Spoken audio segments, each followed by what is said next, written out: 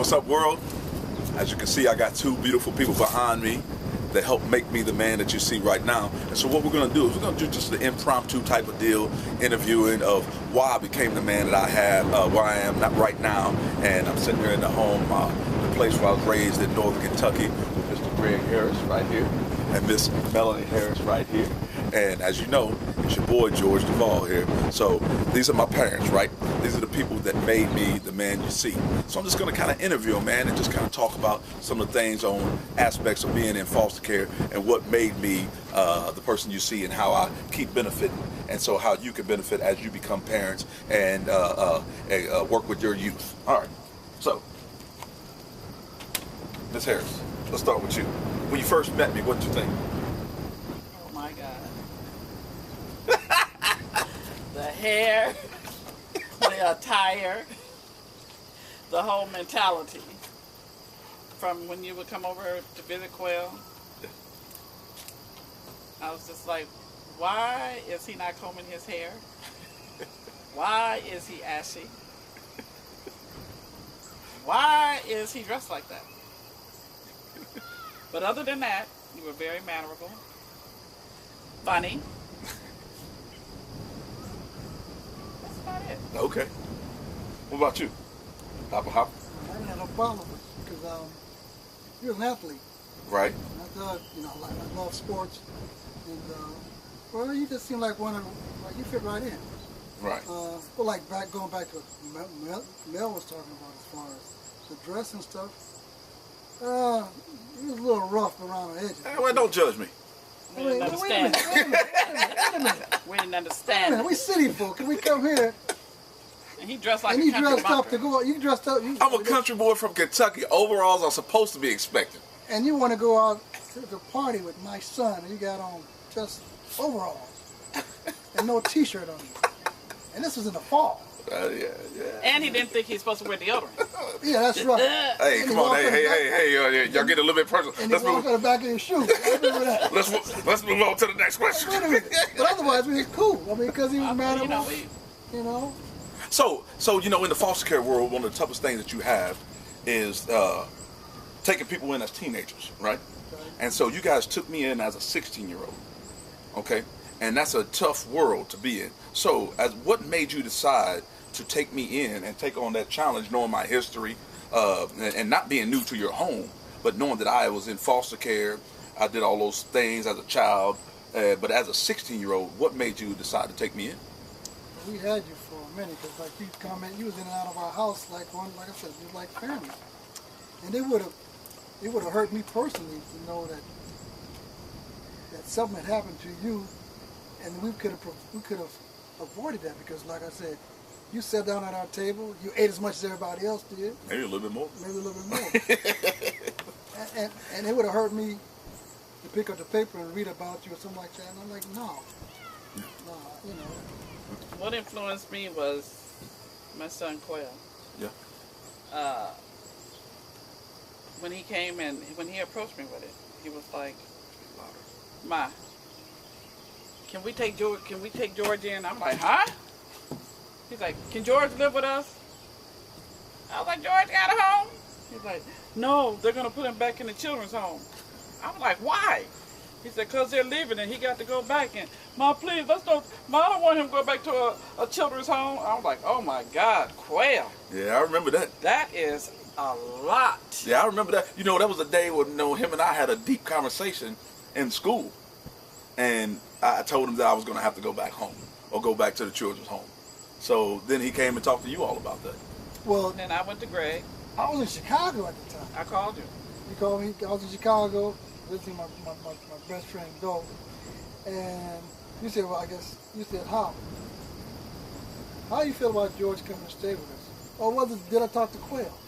No, you talked to me. Okay. And I said, okay. I said, I got no problem with that because he stayed with us over the weekend before. How many? But you said, no, this ain't no weekend thing. I mean, this is for good. I'm like...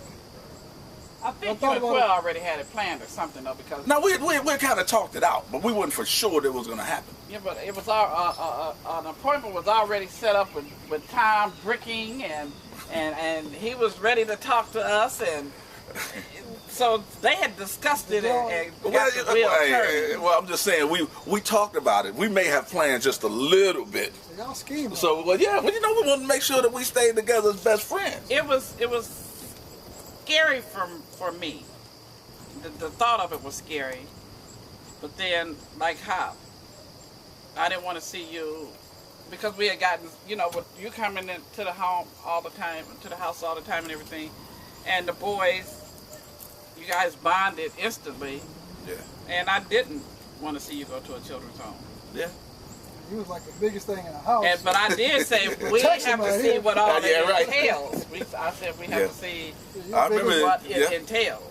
You know, if you qualify and all that other good stuff. You know, some of the things. And that was what was scary. They Yeah. wanted to do a background check, Yeah. fingerprints, and I'm like, As long as they didn't do credit check, no, I'm just kidding. I'm just like, I thought they asked us What about those to help him. Saturdays that we had to get up in the morning and go? Yeah, go and do those classes and training. classes. So let me ask We y'all did this. it. So let me ask y'all this. As much impact as you all have had in my life and my family, our family, right?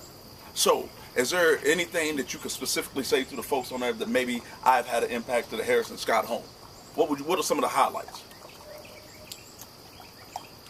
The highlights are the family vacation. Yeah? Oh yeah. Yeah. When we took George and introduced him to family, George was accepted Right immediately away. as family. Right away. There's no, There's no doubt about that. yeah, he was accepted. They talked about you just like they talked about.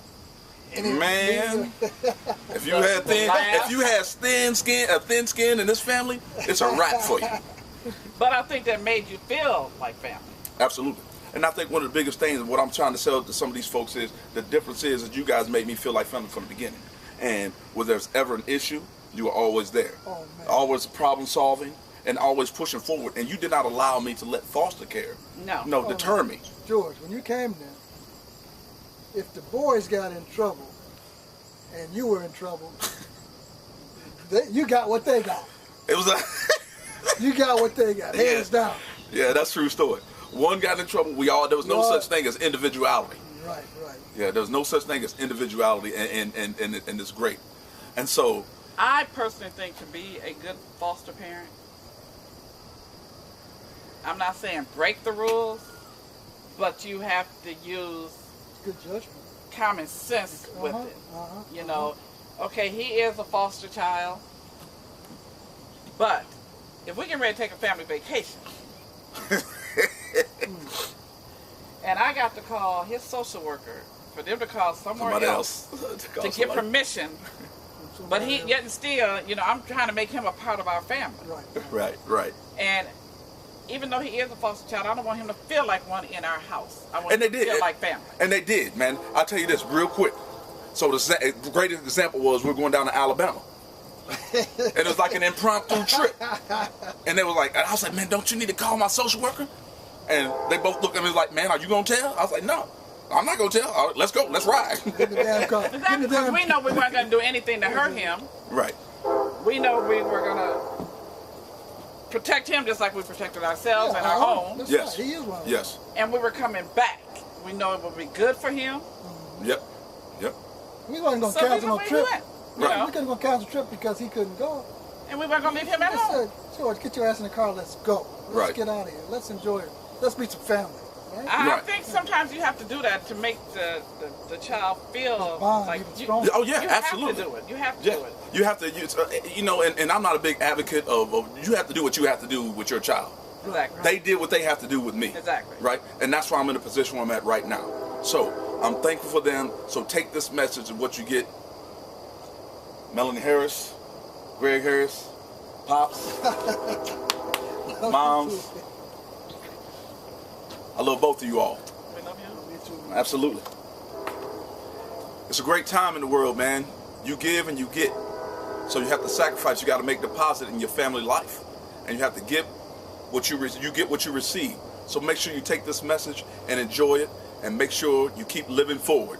I'll see you on Facebook, and I'll see you at Duval George on Twitter. Peace.